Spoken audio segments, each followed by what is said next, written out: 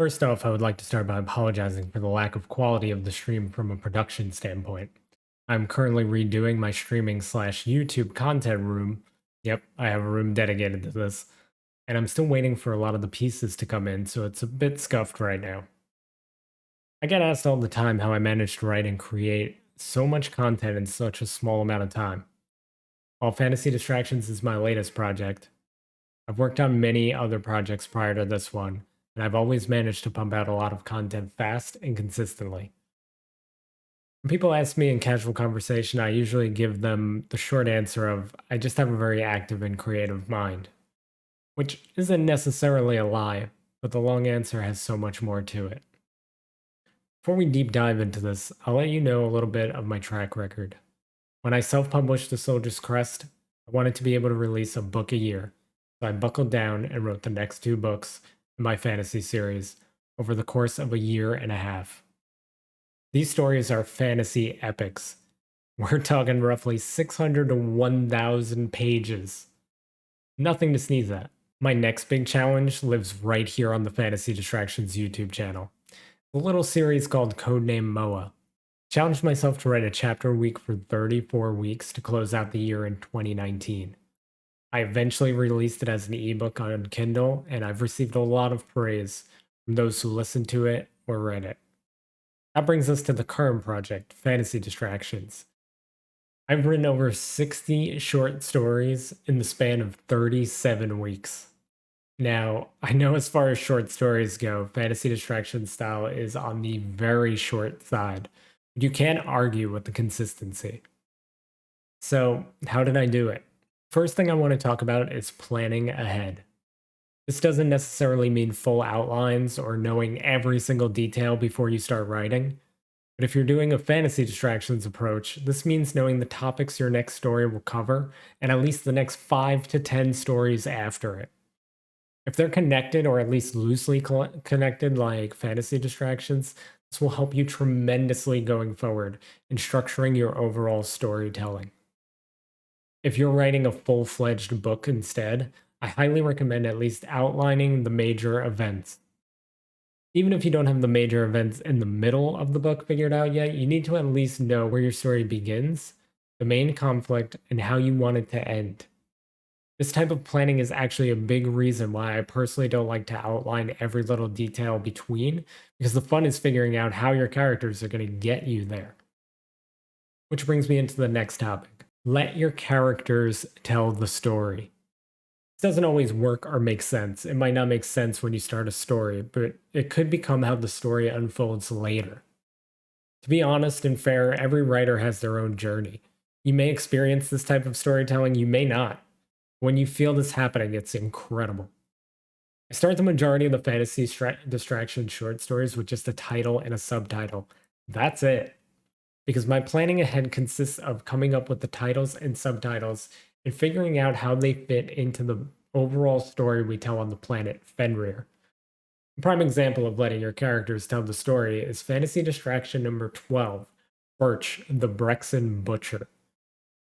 If I go back and look at my tiny outline for the story, it was basically that I wanted Birch to travel with two other mercenaries, one a witch and one a rogue slash thief type, and that I wanted them to feel like villains. That's all I had.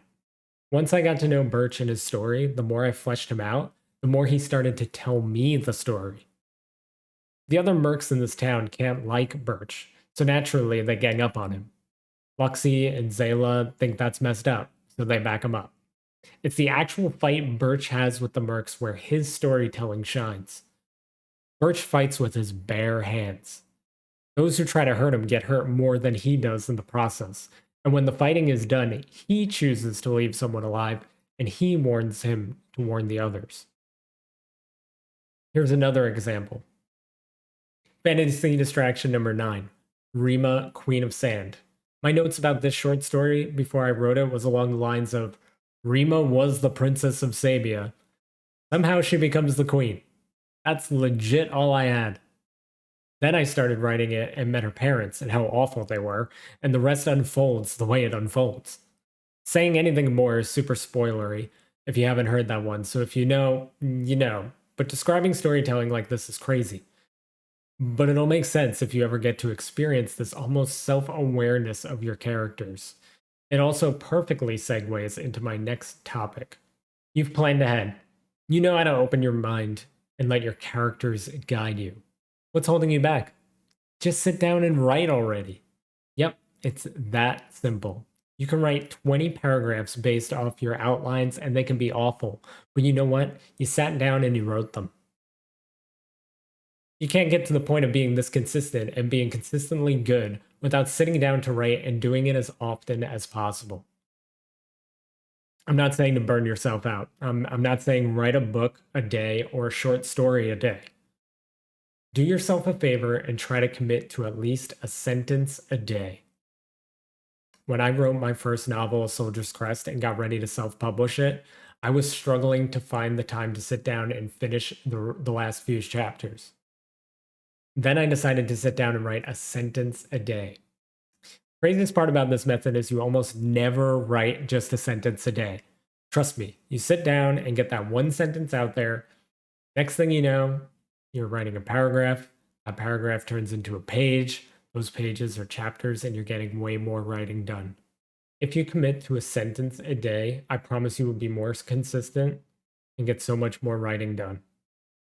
It sounds simple, and it also sounds a little bit silly, but so many people don't do it. It will up your game. Throw caution to the wind. Don't obsess over quality with this method. You need the words down on the page to be able to edit them later. My last piece of advice for this video is to surround yourself with the right people. If you're willing to show your work to someone, make sure it's the right someone. It helps to find people that are also writers or avid readers, but more importantly than that, you need to find people that are honest. Unfortunately, with the time crunch of fantasy distractions, I don't always get to run my story by my connections that I know will be honest with me. But it was a huge help when I was writing my books. I had people who were very critical of my work reading it over. If you can find people like that, they will be your secret weapon. They don't have to read every single chapter you write. That would be lovely, but not everyone has the time to commit to your dream the same way you're committing to it. Let them tear it apart and enjoy the process of putting it back together. Just make sure while you're waiting for their feedback, you don't take your foot off the gas. We're still trying to be consistent with our writing, but their feedback will be monumental to your success.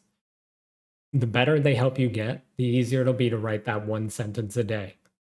The easier it'll be to acknowledge your character's presence as they try to guide your words along. The easier it'll be to plan ahead. Thanks for watching. If you found any of this helpful, please leave a comment down below. If you have your own methods, feel free to share them. Even if you thought this video was completely pointless, I'd love to hear from you. If you've been supporting and watching Fantasy Distractions, thank you so much. It means a lot to me and my friends. We're working really hard to continue to bring quality short stories twice a week, and your support means the world to us. Thank you.